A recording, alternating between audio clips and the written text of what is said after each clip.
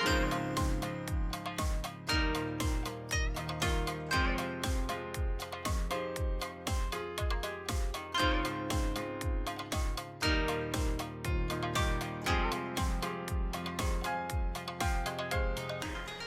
there, my name is Miki. I'm a Japanese restaurant inbound specialist. I have interviewed more than 1,600 people who have been to Japan about Japanese restaurants' hospitality. Then I found out that due to the cultural differences, there are many misunderstandings between Japanese restaurants and the tourists. For example, the people from other countries said I wanted to order more but I couldn't. And the Japanese restaurant said they came in but left without ordering at all. It's a shame for those who came all the way to Japan and was so ready to eat lots of delicious food, and for the restaurants too. So in this video, I would like to show you in which part the tourists got confused and how to solve the problems based on more than 1,600 people's feedbacks. 15 tips you should know about Japanese restaurants, Part 1. 1. A restaurant is not easy to find. People often say Japanese restaurants are hard to find. This is because small buildings are densely packed in Japanese cities, and restaurants are not always on the first floor like Western countries. They may be on the third or basement floor. Also, I sometimes get into a situation where a restaurant sign faces a main street, but its entrance faces a back street. Even we Japanese often get confused and lost. Solution 1. Google the store on the first floor beforehand.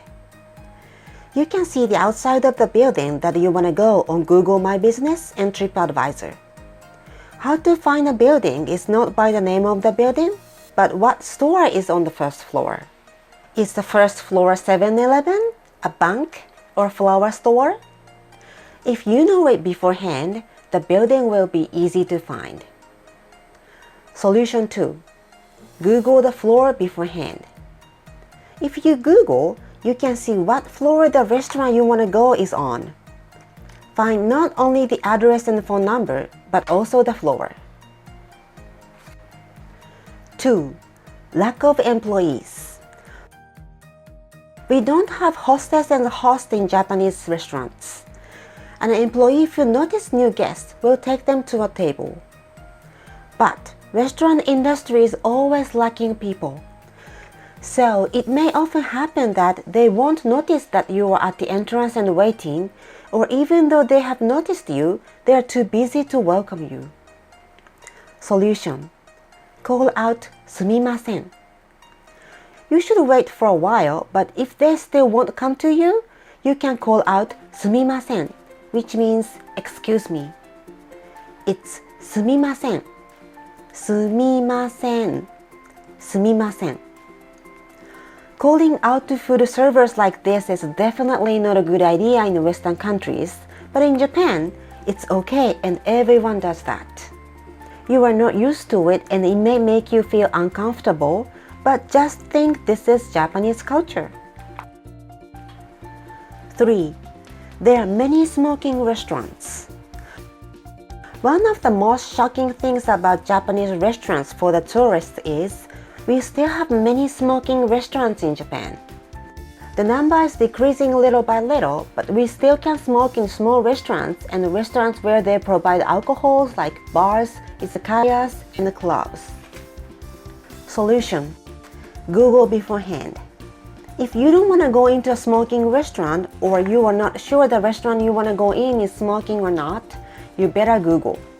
If you check Tabelogu, which is Japanese original restaurant website, it specifies if the restaurant is smoking or not. 2. Find stickers. If you can't find it on the internet, it may have stickers like this at the entrance.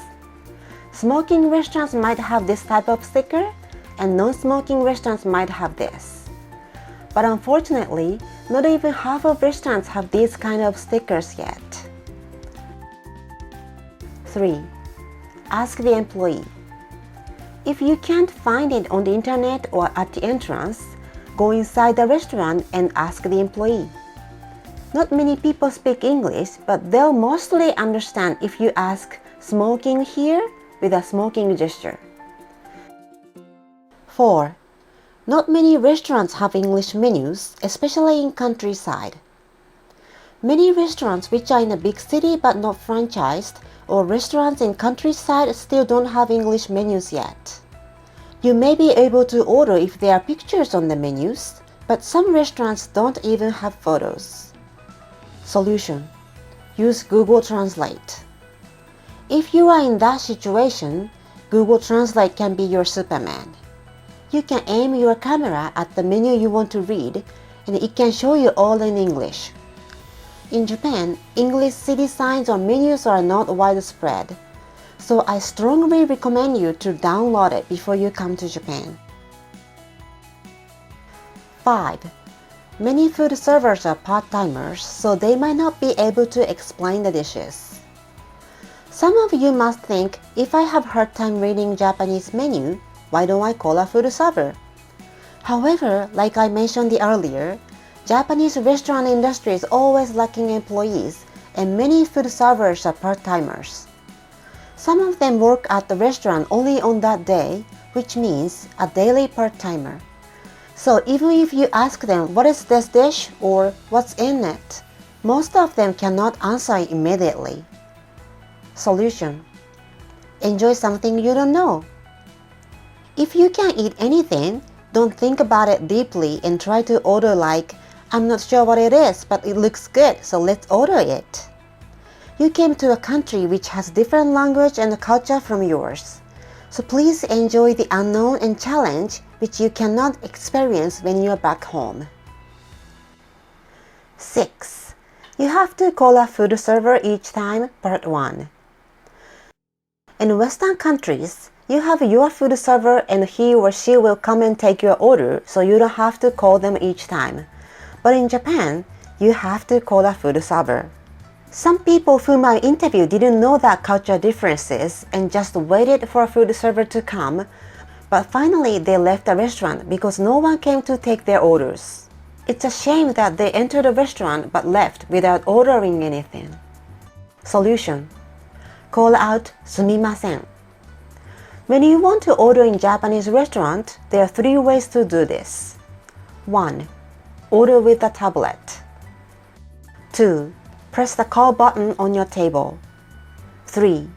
Call out "sumimasen." In a restaurant without tablets or call buttons, you have to call out to the employees. Otherwise, they won't come to you. If you call out to them but they are still busy, just try again. 7. English level is low, but they can understand if you speak slowly. We have learned English grammar mainly at schools, so not many people speak English. But many of them wish to speak and communicate in English with you. Solution: speak slowly and simply.